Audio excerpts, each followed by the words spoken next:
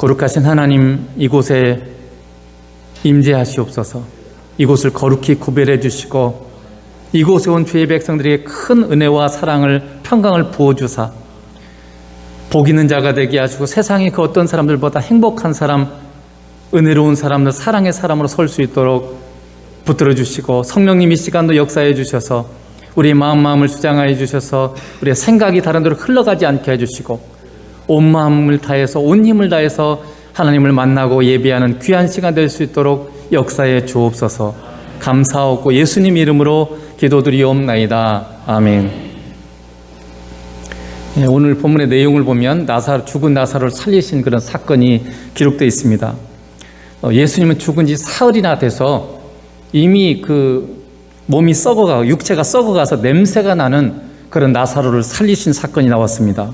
그래서 거기 11장 39절에 보면 마르다가 그렇게 대답을 하죠. 주여, 죽은 지 나흘이 되었으니 벌써 냄새가 나나이다. 그러니까 지금 4일 정도 지났으니까 벌써 몸이 썩어가기, 부패해가기 시작하는 거죠. 그러면서 주님이 이렇게 말씀하는 거죠. 나는 부활이요 생명이라, 이렇게 선포를 하십니다.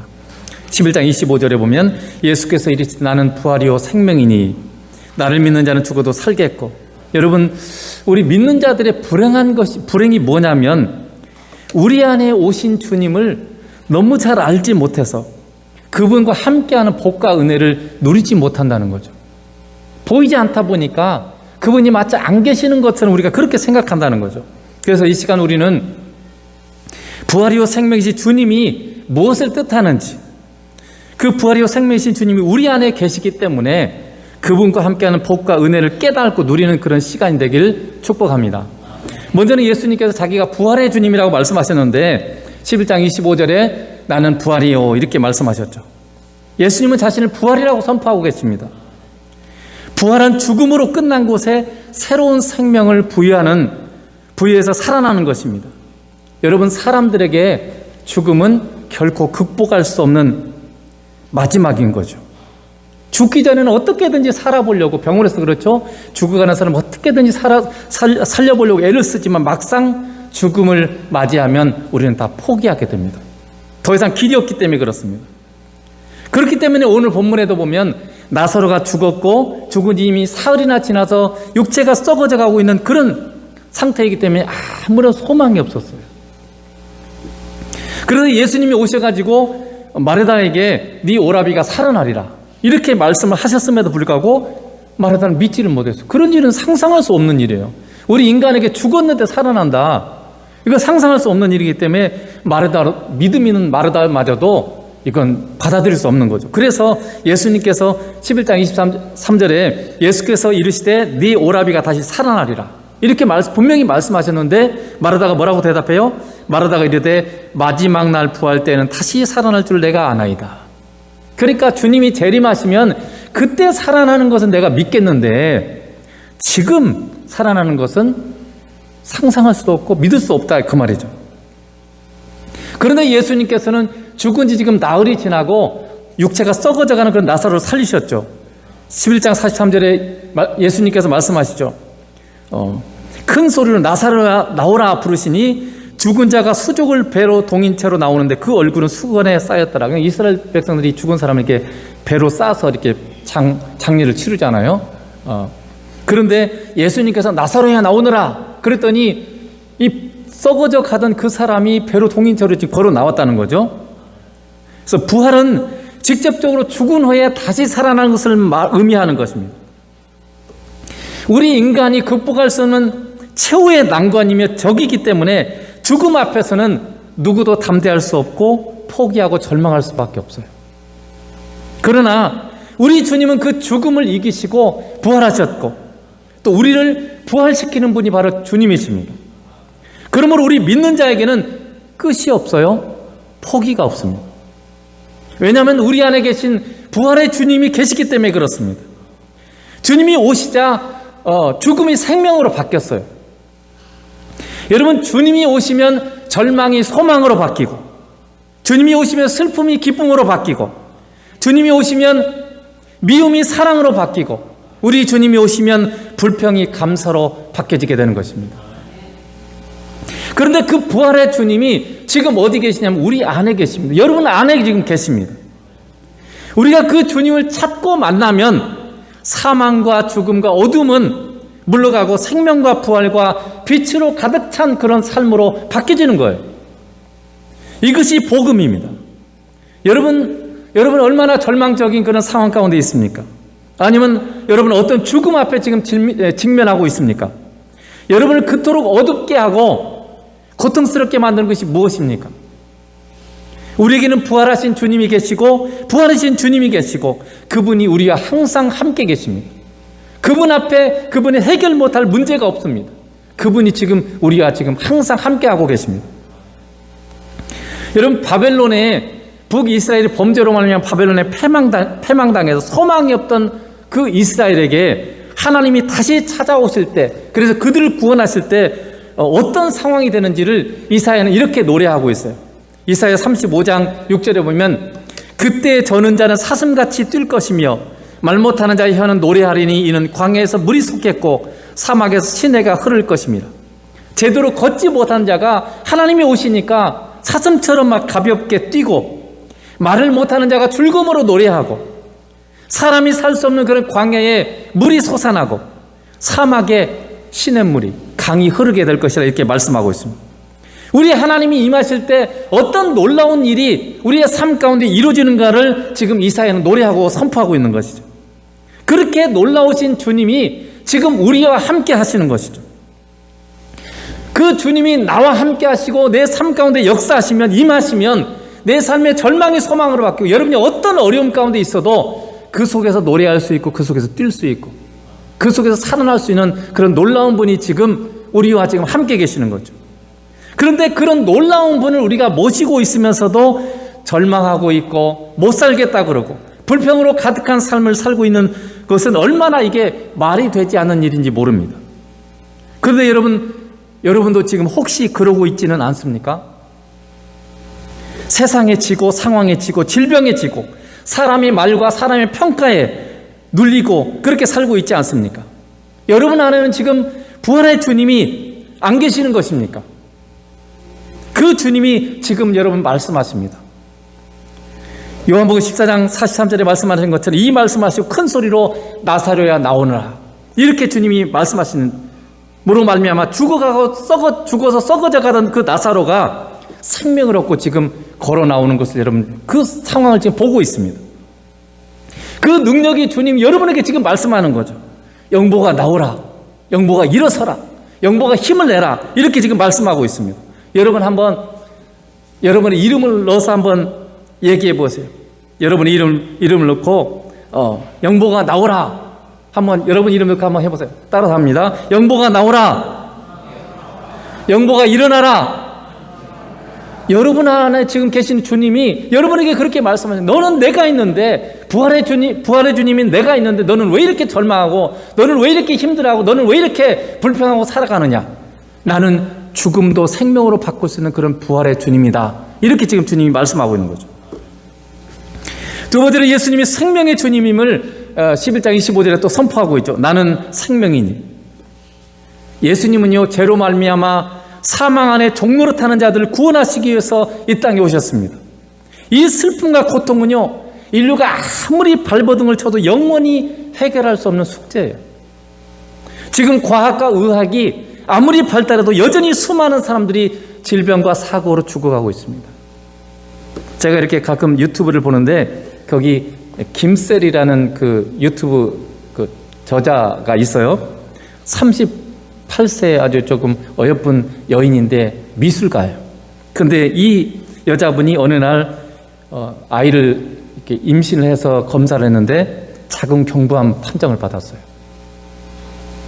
자궁경부암을 판정을 받았는데 이게 1기인지 2기인지 3기인지 4기인지 모르는, 그래서 어쨌든 2기 정도까지는 그래도 수술하면 낫고 할 수 있는데, 그래서 소원이 제발 3기 4기만 아니었으면 좋겠다, 이렇게 해서 검사를 했는데 3기 말 4기예요. 그래가지고 계속 그 자기가 암과 싸우면서 지내는 그 삶을 그 유튜브로 계속 이렇게 몇 년 동안 기록하는 그런 내용이 기록되어 있습니다. 지금은 그 암이 뼈로 전이가 되고 뇌로 전이가 되고 폐까지 전이가 돼서 사기암으로 모든 암이 이 몸몸에 다 퍼져 있는 그런 상태입니다. 그래서 지금은 진통제마저 듣지 않고 계속 너무 힘든데 조금 진통제나 이렇게 이렇게 해서 조금 힘이 날 때는 그때 또 이렇게 그림을 그리면서 그때 또 유튜브를 찍고 그걸 이렇게 사람들한테 알리는 그런 내용으로 이렇게 지금 유튜브를 방송을 하고 있어요. 참으로 가슴 아픈 내용입니다. 이제 38살이에요. 여러분, 질병이 아니더라도 우리는 전쟁으로 죽고 사고로 죽고 사건으로 죽고 결국 누구나 죽습니다. 이 모든 슬픔과 고통의 근원이 뭔지 아세요? 죄입니다. 죄. 그래서 로마서 6장 23절에 보면 이렇게 되어 있죠. 죄의 삭은 사망이요, 하나님의 은사는 그리스도 예수 우리 주 안에 있는 영생이라. 여러분, 우리가 왜 죽느냐면, 왜 이렇게 죽음 앞에 죽음에 갇혀서 이렇게 고통스럽고 슬픈 삶을 사냐면 죄 때문에 그런 거예요. 죄 때문에. 죄의 결과, 죄의 삭이 뭐냐면 죄의 결과에 우리가 죄 때문에 인류는 반드시 죽을 수밖에 없어요. 왜 죽느냐? 자연적인 현상이 아니에요. 우리가 죄졌기 때문에 죽는 겁니다. 그러나 하나님의 은혜는, 은사는 그리스도 예수 우리 주 안에 있는 영생. 영생은 뭡니까? 죽음을 이기는 거예요. 죽음을 이기는 힘을 영생이라고 그래요. 그러니까 예수 안에는 죽음을 이기고 살 수 있는 길이 있다는 거예요. 이게 영생입니다. 여러분, 왜 사망이 왔습니까? 죄 때문에 왔어요. 근데 죄가 우리를 어떻게 했기 때문에 이 사망유리의 삶에 왔을까요? 에베소 2장 16절에 보면 이렇게 되어 있습니다. 또 십자가로 이 둘을 한 몸으로 하나님과 화목하게 하려 하십니다. 원수된 것을 십자가로 소멸하시고. 이 말씀 무슨 말이냐면요, 십자가는, 예수님의 십자가는 하나님과 우리 사이를 화목하게 한 거예요. 하나님과 우리가 원수 관계에 있는데 이 원수 관계를 십자가로 소멸하셨다는 겁니다. 그러니까 죄는요, 하나님과 우리 사이를 단절시키는 거예요. 하나님과 우리를 원수가 되게 만들고 하나님과 우리 사이를 단절시켜버린 겁니다. 그러므로 문제의 원인이 뭐냐면, 죄는 생명의 근원 대신 하나님으로부터 우리를 단절시켜버린 거예요. 왜 우리가 죽는지 아세요? 생명이신 주님, 생명이신 하나님으로부터 우리가 단절됐기 때문에 우리는 죽는 거예요. 죄는 하나님으로부터, 예수님으로부터 우리를 단절시켜버렸어요. 교류할 수 없게 만들어버렸어요. 주님의 십자가는 그래서 생명이신 하나님, 생명이신 주님과 우리를 교제할 수 있도록 다시 연결시켜주는 그런 길을 만들어주신 거죠. 이게 십자가의 핵심이에요. 인간의 모든 고통과 슬픔과 절망이 어디서 왔습니까? 생명이신 하나님으로부터, 생명이신 주님으로부터 우리가 단절되었기 때문에, 죄 때문에, 그것 때문에 온 것이에요. 그러므로 우리의 다시 삶의 생명의 역사, 만족과 감사와 기쁨의 시작은요, 생명이신 하나님, 생명이신 주님과 우리가 교제하면 되는 거예요.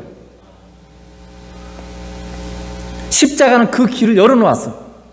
문제는 주님이 그 길을 열어놓으셨지만, 여러분 항상 제가 기억해야 될 것은요, 주님은 인격적이세요. 하나님은 인격적이세요. 길만 열어놓았지 여러분을 강제로 그 길로 이끌어가지 않습니다. 우리가 하나님 아버지를 찾아가서 만나야 되고요, 우리가 주님을 찾아가서 만나야 교제가 되는 거죠. 여러분, 두 사람이 서로 만나서 얘기하고 교제하려면 어떻게 해야 돼요? 둘이 가서 만나야죠. 만약 한 사람이라도 거부하면 어떻게 돼요? 교제는 이루어지지 않습니다. 하나님은 언제나 우리를 기다리고 계시고 언제나 우리를 만나고 싶어 하세요. 문제는 뭐냐면 내가 가야 돼. 내가. 인격적이라는 것은 상대방이 원하지 않으면 내가 막 강제로 가서 막 문 쳐부수고 가서 만나는 게 아니에요. 기다리는 것. 하나님도 예수님도 우리가 그분을 찾아올 때까지 그분은 기다리십니다. 그것도 억지로나 형식적이 아니라 여러분이 온 마음 다해서 진심으로 주님을 만나고자 할 때 주님을 여러분이 만날 수 있어요. 그래서 우리가 예배 자리에 나오고 뭔가 종교적인 모습을 가지고 있음에도 불구하고 하나님과의 진정한 사귐이 없는 것은 내가 진심으로 주님을 사모하지 않기 때문에 그래요. 여러분, 진심으로 온 마음 다해서 주님을 만나고자 하는 건 진정한 심령을 가지고 주님 앞에 나갈 때 여러분 주님을 만날 수 있는 거죠. 이것이 우리가 예수님을 믿으면서도 이 놀라운 복음을 누리지 못하는 이유예요. 이제 문제는 여러분 누구한테 달렸어요? 하나님께 달린 게 아니에요. 우리에게 달렸어요. 예수님이 말씀하셨죠. 다 이루었다. 하나님 편에서 해야 될 일은 다 이루셨어요. 하나님이 하실 일은 다 하셨어요. 문제는 이제는 뭐냐면 내 편에서 하는 일만이 남은 거죠. 길은 열어졌지만 그 길을 따라가서 우리가 생명이신 주님을 진심으로 만나는 그 일은 우리가 해야 되는 거예요. 그래서 우리의 삶에 천국이 이루어지느냐 하는 문제는요, 우리의 선택에 달렸어요. 여러분이 생명이신 주님을 멀리하고 세상을 사랑하고 세상 것을 추구하고, 그것이 일이 바쁘든 아니면 병이 들었든 어떤 이유든지 간에 내가 생명이신 주님으로부터 여러분이 멀어지고 주님을 안 만나면요, 여러분의 삶에는 어둠과 슬픔밖에 없어요. 그러나 여러분이 그 모든 것을 극복하고 주님을 만나면, 생명이신 주님을 만나면 생명이 주님으로부터 우리 안에 흘러오게 돼 있어요. 그래서 우리가 살아나는 겁니다. 왜 내 인생에 이렇게 문제가 많은가? 라고 여러분 질문하기보다 왜 나는 주님을 제대로 만나고 있지 않는가? 이것을 여러분이 사실은 더 제대로 회개하고 반성해야 되는 거죠. 예수님 빛이십니다. 예수님은 생명이십니다. 빛이신 주님, 생명이신 주님 앞에 우리가 다가가면요, 어둠은 저절로 물러가요. 아무리 캄캄한 곳이라도 탁 스위치를 넣는 순간에 불이 탁 켜지면 어둠은 그냥 물러가게 되어 있습니다. 반대로 우리가 빛이신 주님으로부터 여러분 멀어지면 어둠은 자동적으로 우리에게 오게 돼 있어요. 여러분이 주님으로부터 멀어지면요, 여러분의 삶 가운데 사망과 어둠은 저절로 오게 돼 있어요. 그 오락하지 말라 해도 저절로 오게 돼 있어요. 우리 인생의 모든 고통은 생명이시고 빛이신 주님을 가까이 하지 않기 때문에 오는 것입니다. 다른 말로 하면 우리 인생의 모든 고통은 주님보다 다른 것을 우리가 더 사랑하기 때문에 그래요. 다른 것을 여러분이 더 많은 시간을, 주님과 함께하는 시간보다 다른 것에 더 많은 시간을 투자하고, 다른 데는 시간을 그렇게 투자하면서도 주님과 만난 데는 시간을 투자하지 않아요. 그건 사랑한다는 뜻입니다. 여러분 진실로 주님을 사랑합니까? 여러분의 삶이 그걸 증명합니까? 예수님께서 여러분에게 바요나 시몬아 네가 보겠다, 네가 나를 사랑하느냐, 질문을 던졌어요. 사실 하나님께서 우리에게 던진 질문 딱 하나밖에 없어요. 어떤 의미에서 보면 본질적으로는 네가 나를 사랑하느냐. 여러분 가슴 깊은 곳에 자신을 한번 보세요. 내가 정말 주님을 사랑하는지, 그걸 내 삶이 증명하고 있는지. 만약 여러분이 주님을 사랑하면요, 항상 주님을 만나려고 하고 찾을 것이에요. 저도 젊었을 때 저희 집사람과 사랑하게 될 때 맨날 가서 만났어요. 매일같이 만났어요. 하루만 안 만나도 일주일을 안 만난 것 같고 뭔가 그랬습니다. 사랑할 때 여러분, 사랑하면 사랑해서 자꾸 같이 있고 싶고 만나고 싶고, 그리고 그 정도가 아니라 영원히 함께하고 싶어서 결혼하는 거잖아요. 사랑의 궁극적인 목표는 결혼이에요. 헤어지고 싶지 않기, 한 1초라도 떨어져 싶고 싶지 않기 때문에 결혼해서 영원히 함께 사는 거, 이게 결혼이에요. 그래서 여러분이 정말로 주님을 사랑하게 되면 여러분은 주님을 찾게 돼 있어요. 만나게 돼 있어요. 근데 주님을 사랑하는 게 아니고 자꾸 세상의 성공, 세상의 돈, 세상의 것을 여러분이 사랑하기 때문에 주님보다 그쪽에 더 마음이 많이 흘러가는 거예요. 주님은 시간 남으면 한 번씩 만나고, 어려울 때 한 번씩 만나고, 그 정도 수준에서밖에 여러분은 주님을 필요할 때만 한 번씩 찾는, 내게 생명이고 사랑이고 나의 전부이신 주님이 아니라 그냥 내가 필요할 때 한 번씩 도와주는 정도밖에, 여러분이 주님 그 정도밖에 처리하고 있지 않아요. 그 정도 생각하는 거죠.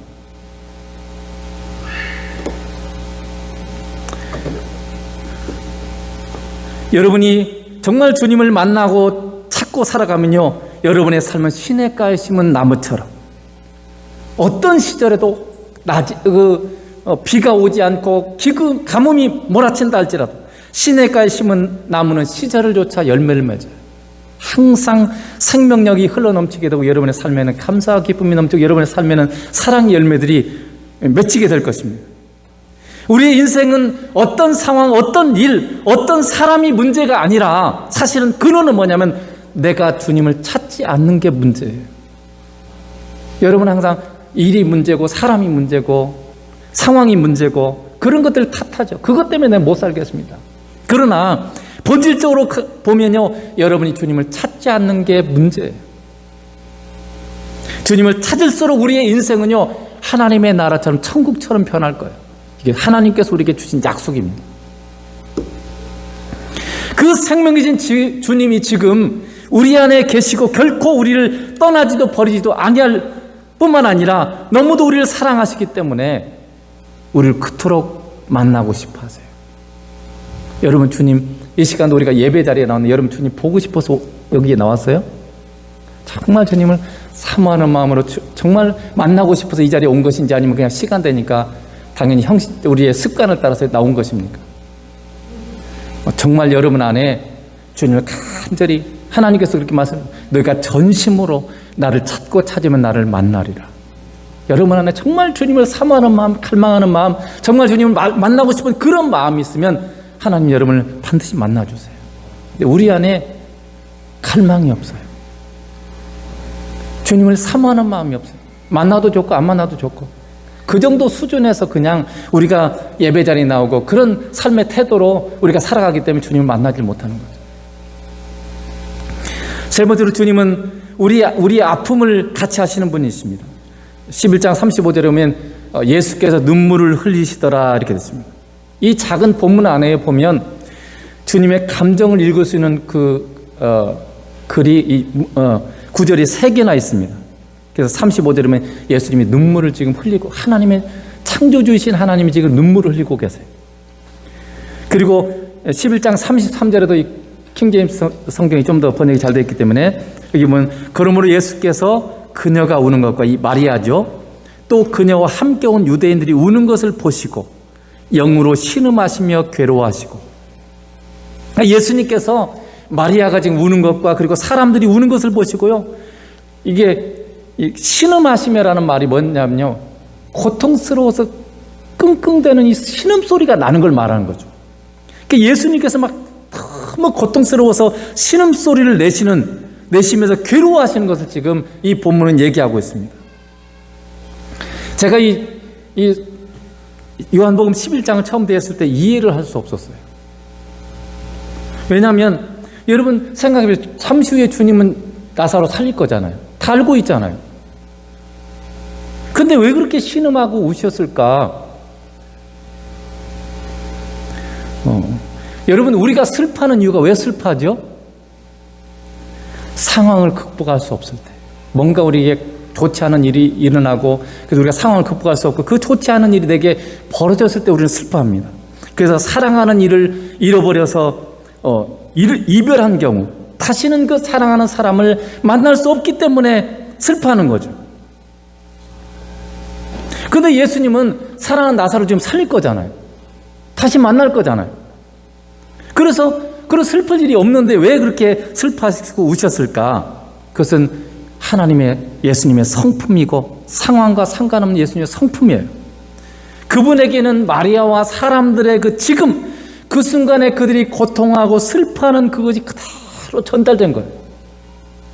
그리고 그대로 똑같이 느꼈기 때문에 예수님이 지금 우시고 슬퍼하는 겁니다. 이것이 하나님과 예수님의 자비하심이에요. 우리는 다른 사람이 어려움을 당할 때 또 초상집에 가서 우는 이유가 왜 우는지 아세요? 그 고통스러운 사람의 그 고통을 내가 느끼기 때문에 그런 게 아니라는 거예요.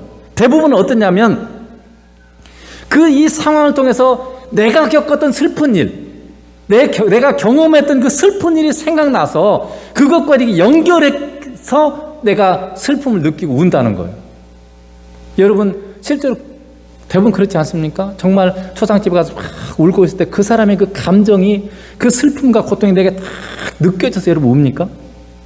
보통은 그렇지 않은 것 같아요. 저는 특히나 더 논리적이고 감성적인 사람이 아니기 때문에 그냥 내가 이해하고 이렇게 해서 그냥 내 상황과 연결해서 내가 슬퍼하는 것이지, 그 사람의 아픔과 슬픔이 느껴져서 그런 게 아니에요. 즉 우리는 어떤 의미에서 진정으로 다른 사람의 아픔과 슬픔을 그대로 알고 느끼는 것이 아닙니다. 그러나 우리 주님은요, 우리의 아픔과 고통과 슬픔을 100% 그대로 받아내시는 분이세요. 그분은 우리와 멀리 떨어져 계시고 하나님이시기 때문에 우리가 고통스러워할 때, 우리가 슬퍼할 때 그분은 그냥 아무 상관없이 웃고 무감각하게 그렇게 계시는 분이 아니세요. 우리가 아파할 때 그분이 아파하십니다. 이게 지금 우리의 이 예수님의 이 사건을 통해서 우리에게 가르쳐 주는 거죠. 북이스라엘이 범죄를 했어요. 그래서 하나님께서 이 죄 때문에 하나님으로부터 떠나가니까 주변 민족 맨날 쳐들어와서 막 괴롭게 하고 힘들게 하고 이렇게 그런 그들이 그 북이스라엘 자기 백성이 고통스러워하는 모습을 볼 때 하나님이 이런 말씀을 하셨어요. 전에 한 말씀인데 에브라임이여 내가 어찌 너를 놓겠느냐 이스라엘이여 내가 어찌 너를 버리겠느냐 내가 어찌 너를 아드마같이 놓겠느냐 어찌 너를 스보임같이 두겠느냐 내 마음이 내 속에서 돌이켜 나의 국률이 온전히 불붙듯하도다. 여기 아드마와 스보임은요 소돔과 고모라 땅과 함께 멸망했던 그 성읍의 이름이에요. 그러니까 하나님이 보실 때요 지금 이스라엘 백성들이 에브라임은 북이스라엘의 대표 지파이기 때문에 에브라임이라고 이렇게 부르는 거예요. 북이스라엘 얘기합니다. 그래서 그들이 고통 주변 민족에게 침략당하고 고통당하는 그 모습을 보면서 하나님이 가슴 아파서 지금 부르짖는 거예요. 내가 어찌 너를 놓겠느냐 내가 너를 어찌 버리겠느냐 다른 말로 하면 내가 어찌 너를 포기하겠느냐 네가 아무리 그렇게 미운 짓을 하고 네가 아무리 그렇게 잘못된 삶을 살아도 내가 어떻게 너를 포기하겠느냐 내가 어떻게 너를 버리겠느냐. 여러분 그렇잖아요. 내가 사랑하는 자식이 아무리 잘못을 하고 아무리 미운 짓을 하고 아무리 잘못된 길을 가도 여러분 자식은 포기할 수 없잖아요. 남의 자식 같으면 그냥 내버려 둬버리잖아요. 그냥 죽든가 말든가 잘못된 길 가든가 말든가. 그렇지만은 내가 너무나 사랑하는 자녀가 그랬을 때는 너무 아프잖아요. 이럴 수도 죽일 수도 없고 살릴 수도 없고 너무나 고통스러울 때 지금 이런 하나님 안에 있는 심정을 지금 얘기하는 거예요. 내가 어떻게 너를 포기하겠냐 내가 어떻게 너를 버리겠느냐 이렇게 지금 말씀하고 계시는 거죠. 고통당하는 너를 볼 때 죄로 말미암아 고통당하는 너를 볼 때 나의 속에는 긍휼이 불타서 내가 견딜 수 없구나. 나의 긍휼이 온전히 불붙다. 내 속에서 막 그 너를 향하는 그 사랑이 끌어올라서 내가 견딜 수 없구나. 이렇게 지금 하나님이 말씀하고 있는 거죠. 우리가 이걸 잘 감각하지 못해서 문제예요. 우리가 행복할 때 주님도 행복해 하세요. 우리가 기뻐할 때 주님도 기뻐하세요. 우리가 슬퍼할 때 주님도 슬퍼하세요. 내가 아파할 때 주님도 아파하세요. 이게 지금 성경이 우리에게 하는 얘기예요.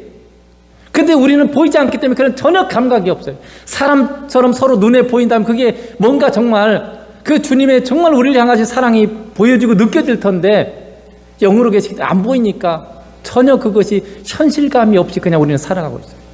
나 때문에 주님이 얼마나 기뻐하시는지 나 때문에 주님이 얼마나 슬퍼하는지에 대한 감각이 없어요.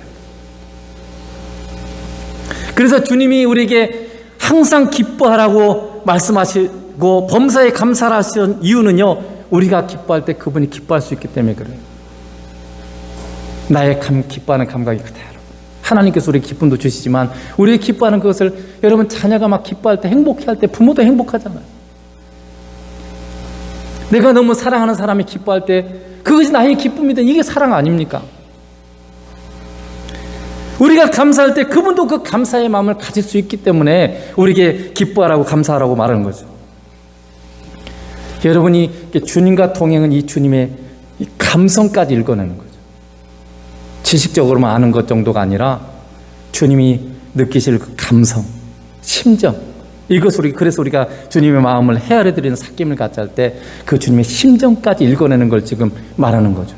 그냥 단순히 논리적으로만 법칙적으로만 하나님 이럴 거야 저럴 거야 그 정도가 아니라 나 때문에 행복해 하시고 나 때문에 기뻐하시고 나 때문에 슬퍼하시는 그 주님의 감성과 심정을 읽을 수 있는 그런 진정한 동행, 깊은 동행을 사실은 우리가 추구하고 있고 하나님도 원하시는 거나 그 말이죠.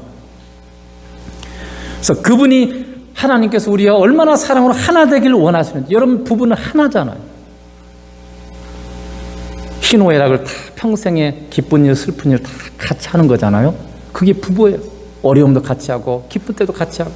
주님이 우리의 신랑 되셔서 우리 안에 오신 이유는요 우리의 아픔도 함께 하시고 우리의 슬픔도 함께 하시고 우리의 즐거움도 함께 하시고 우리의 행복함도 함께 하시기 위해서 그렇게 하시기 위해서 우리에게 오신 거죠. 하나님께서 우리같이 작은 자 때문에 울기도 하시고 웃기도 하시고 그렇게 하시기로 작정하시고 지금 우리 안에 오신 겁니다. 그렇게 우리를 사랑하시기 위해서 오신 겁니다. 우리는 이처럼 하나님 아버지께나 주님께나 여러분 아픈 손가락처럼 진심으로 우리가 하나님과 연결되어 있어요. 나는 별도로 떨어진 존재가 아니란 뜻이죠. 또 요한복음 11장 38절 또 킹제임스 버전에 이렇게 되어 있습니다. 그러므로 예수께서 다시 속으로 신음하시며 무덤에 가셨는데, 이 속으로 신음했다는 말도 똑같죠. 유대인들이 그 앞에 보면 이렇게 되어 있어요. 맹인을 눈뜨게 하신 이가 이 사람은 죽지 않게 할 수 없더냐라고 이렇게 말을 하죠. 불신앙이죠. 하나님의 뜻을 알지 못한 제 불신앙과 그 불신앙으로 말미암아 사람들이 고통하는 것을 보시고 다시 고통스러워서 신음하시는 그런 주님의 모습이 나옵니다. 여러분, 우리가 주님을 믿지 못할 때 주님이 슬퍼하시고 아파하십니다. 시편에도 동일한 말씀이 있어요. 시편 78편 40절에 보면 그들이 광야에서 그에게 반항하며 사막에서 그를 슬프시게 함이 몇 번인가. 그러니까 이스라엘이 출애굽에서 40년 동안 광야 살면서 얼마나 많이 반역했습니까? 얼마나 많이 불평했습니까? 하나님이 그렇게 매일같이 만나를 주시고 그리고 반석에서 물을 주시고 그래서 그들이 정말 먹을 것이 없는 그곳에서 40년 동안 부족하지 않고 누구도 물이 없어서나 먹을 것이 없어서 죽은 사람 한 사람도 없어요. 심지어 짐승까지.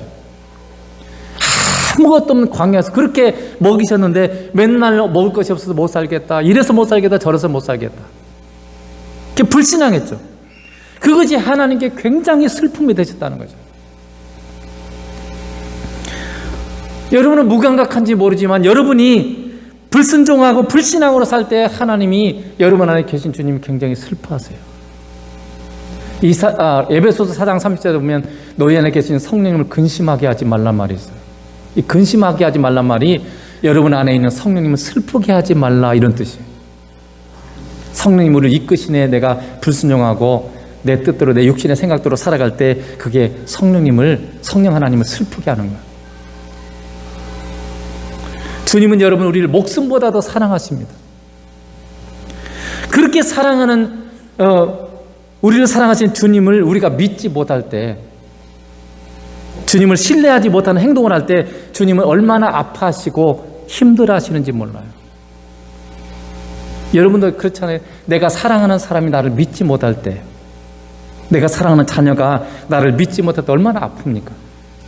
그런 경험을 했을지 모르겠어요. 내가 그렇게 사랑한다고 그러고 그렇게 잘해주려고 그래도 상대방이 전혀 받아들이지 않고 믿지 않을 때, 그것이 더군다나 정말 내가 사랑하는 사람일 때는 정말 가슴이 아픕니다.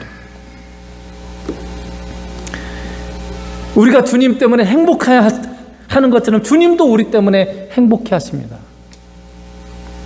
그것이 주님의 마음을 헤아려 드리는 삶이에요. 그래서 하나님 때문에 우리가 행복하고 하나님 때문에 우리가 감사하는 것처럼 나 때문에 하나님이 행복했으면 좋겠어요. 여러분 때문에 하나님이 기뻐했으면 좋겠어요. 이게 정말 주님의 그 심정을 알고 마음을 아는 성숙한 성도들의 삶입니다. 나의 작은 순종, 작은 하나님께 순종하고 하나님을 가까이 하는 그것이 그렇게 주님을 기쁘시고 행복하게 드린다는 것을, 여러분 정말 이 시간에, 여러분 시간에도 주님 앞에 나오는 이것이 얼마나 주님은 사모하고 얼마나 이 시간을 기다리시고 여러분을 만나고 싶어 하시는지 몰라요. 여러분 그냥 아무 생각 없이 그냥 별거 아니고 그냥 습관적으로 이렇게 나왔는지 모르겠지만 정말 하나님은 목숨보다 여러분을 사랑하세요. 사랑하면 죽도록 보고 싶은 거예요. 사랑하면 죽도록 만나고 싶은 거예요. 사랑하는 사람을 위해서 뭐든지 해주고 싶은 거예요. 그게 주님의 마음입니다. 그래서 이 놀라운 주님과 여러분이 매일 만나고 사귀고 함께하고, 그래서 이 깊은 사랑 안에 서로 행복하고 서로, 그래서 주님과 함께하면서 날마다 우리의 삶 가운데 천국이 되고, 정말 주님도 우리 때문에 정말 기쁨으로 가득하고 충만해지고, 이런 놀라운 그런 복된 동행이 여러분의 삶 가운데 평생에 있기를 축복합니다. 세상이, 사단이 여러 가지 일들을 통해서 여러분 주님과의 만남을 방해해요. 그러나 여러분 주님을 사랑하면 그걸 이겨내야 돼요. 나를 사랑하신 주님이 그 모든 걸 이기시고 십자가에 자기 생명을 주시면서 우리에게 오셨어요.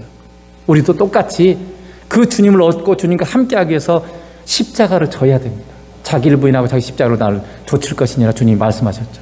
여러분이 아무 어려움을 그냥 겪지도 않고 그냥 편한 대로 이렇게 살라 그러면 절대 주님을 만날 수 없어요. 세상이 여러분 가만두지 않습니다. 여러분 어떻게든지 주님으로부터 멀어지게 만들고 주님을 못 만나게 만들기 위해서 얼마나 사단이 많은 방식으로 노력하고 있는지 몰라요. 잠도 안 자면서 애를 씁니다. 여러분 그런 방해가 있을 때 여러분이 그게 넘어지면 안 됩니다. 그걸 이겨내고 주님을 만남으로 말미암아 천국이 정말 주님과 함께하는 그 놀라운 복을 여러분이 풍성히 누리시길 주님으로 축복합니다. 기도하겠습니다. 거룩하신 하나님, 복음이신 주님, 너무나 아름다우시고 너무나 복되신 그분이 실제로 우리의 삶 가운데 평생에 항상 우리와 함께 계십니다. 이 놀라운 복음이 깨달아지고 가슴에 새겨지고 삶으로 받아낼 수 있는 믿음을 우리에게 허락해 주시기 원합니다. 우리의 눈으로 우리의 육신으로 감각할 수 없기에 참으로 하나님이 우리를 얼마나 사랑하는지 우리는 알지 못해서 얼마나 주님의 마음을 슬프게 하고 아프게 만드는 삶을 살아가고 있는지 모릅니다. 그 복되신 주님이 그토록 애타게 우리를 찾고 구하고 만나고 싶어 하시는데도 우리 옆에 항상 계심에도 불구하고 단 한 번도 눈으로 쳐다보지 않고 단 한 번도 진심으로 주님을 구하지 않은 그런 정말 주님을 아프게 하는 그런 삶을 우리가 얼마나 많이 살고 있는지 모릅니다. 이 실상이 하나님 아버지 성령님을 통해서 우리에게 보여지게 하시고 알게 하시고 그래서 회개하고 돌이키고 정말 주님을 더 가까이 하고 정말 사랑하게 되는 그런 복된 사람으로 우리 모두가 설 수 있도록 은혜 베풀어 주시고 그래서 예수님 때문에 기뻐하고 예수님 때문에 감사하고 예수님 때문에 사랑하고 예수님 때문에 세상을 이기고 예수님 때문에 사망을 이기고 예수님 때문에 절망을 이기고 세상을 이길 그런 복된 사람으로 우리 모두 설 수 있도록 하나님 아버지 은혜 베풀어 주옵소서. 감사하고 예수님 이름으로 기도드리옵나이다. 아멘.